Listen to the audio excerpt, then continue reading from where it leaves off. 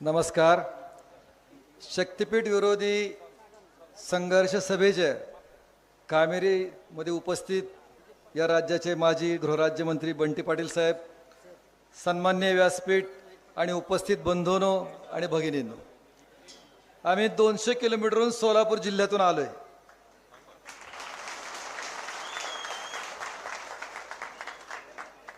ते तुमच्याकडून प्रेरणा घ्यायला आलोय. कारण या महाराष्ट्रामध्ये कोल्हापूर, सांगली सारखे लढवय्ये जिल्हे आहेत, म्हणूनच आम्हाला प्रेरणा मिळते.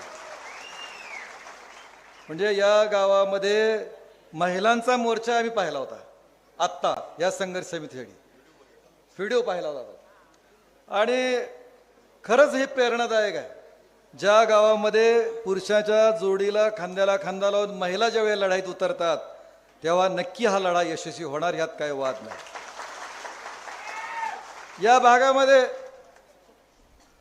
हा क्रांतिकारकांचा तालुका आहे, क्रांतिकारकांचा जिल्हा आहे, त्यामुळं तुम्ही लढणारच आहे. आम्ही थोडं पाठीमागं होतो, परंतु ज्यावेळी आम्ही तुमचे व्हिडिओ पाहिले, तुमच्यातल्या सभा पाहिल्या आणि मग मात्र आम्ही ठरवलं, आमच्या जिल्ह्याने ठरवलं की आपण लढायचं. आणि आमच्या जिल्ह्यानं त्यातल्या आमच्या तालुक्यातल्या निमगावनं सुरुवात केली. आमच्या गावानं पहिल्यांदा मानेगावमध्ये जाऊन आंदोलन केलं जिथं मोजणी होती. आणि नंतर मात्र आमच्या जिल्ह्यामध्ये फक्त आमच्या गावामधून मोजणी परत गेली.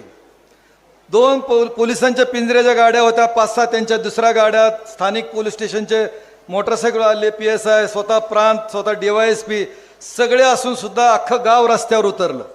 नुसते बाधित नाही, अख्खं गाव रस्त्यावर उतरलं. आणि जिल्ह्यामधले एकमेव गाव असं आहे की जिथून मोजणी परत गेली. त्याच्यामध्ये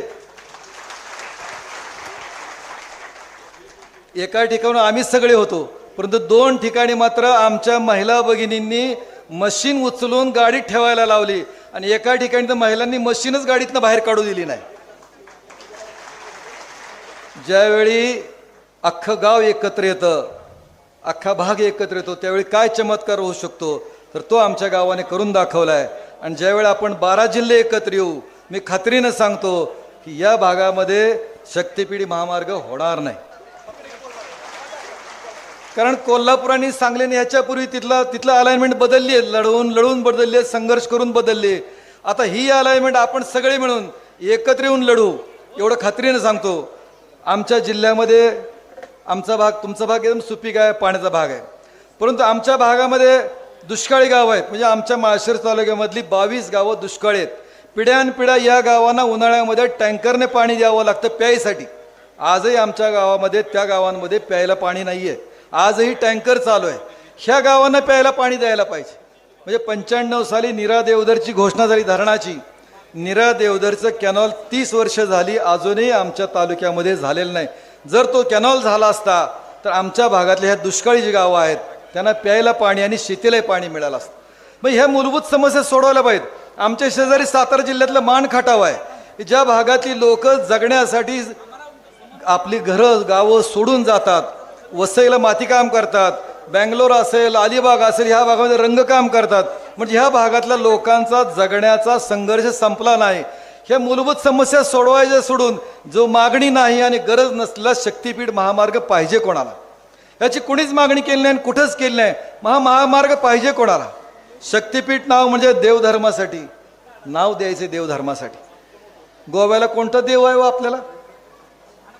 कुठला देव आहे गोव्यात? आपल्याला गोव्यात जायचंय, पण नाव फक्त त्याचं आहे, त्यांचा हेतू वेगळा आहे. आणि या भागातली ज्यावेळी शेती बुडणार आहे, शेतीचे 2 भाग होणार आहेत, राहिलेली शेती तुकडे पडणार आहेत, वाहवाटणार आहे कशी? आपण त्या शेतामध्ये जाणार आहे कशी? किंवा ज्यावेळी पुराचं पाणी येणार आहे, ते पुराचं पाणी नाही वाहून गेलं तर शेती नापीक होणार आहे, वापसा येणार नाही, आपण शेती पिकवू शकणार नाही. मग ह्या सगळ्या समस्या असताना तुमच्या भागामध्ये पुराची स्थिती आहे.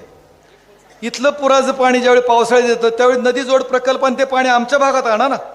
सांगली जिल्हा दुष्काळ, सांगितले आहे ना, जत आहे, कवठे मंकाळ आहे, जिथं पाणी नाही आहे. सातारा जिल्ह्यात आहे, मान आहे, खटाव आहे, इथं पाणी नाही आहे. आमच्या तालुक्यामधले सांगोला आहे, आमच्या जिल्ह्यामध्ये सांगोला आहे, जिथं पाणी नाही आहे. मंगळवेढा आहे, त्यांना पाण्याची गरज आहे. मग तिथं पाणी वळवा ना. म्हणजे हे काम मूलभूत करायला पाहिजे. दुर्दैवानं हे मूलभूत काम करायला सरकार तयार नाही. किंवा पंढरपूर लोणंद आमच्यातला ब्रिटिशकालीन सर्वे नव्हे झालेला रेल्वे मार्ग आहे, म्हणजे झाला नाही. त्याच्यासाठी ब्रिटिशकालीन भूसंपादन झालेलं आहे, सातबारावर रेल्वेचं नाव आहे. म्हणजे सगळं भूसंपादन झालं असताना, जागा असताना ती मात्र रेल्वे करायची नाही. खरं तर माल वाहतुकीला रेल्वेसारखी स्वस्त पर्याय नाही. रस्त्याने वाहतुकीला जेवढा माल वाहतुकीला खर्च होतो त्याच्यापेक्षाही रेल्वेनं स्वस्त होतो. अधिक रेल्वेचा प्रवास सुरक्षित आहे. आणि हे असताना हे करायचं नाही आणि आपण हे करताय हे चुकीचं आहे.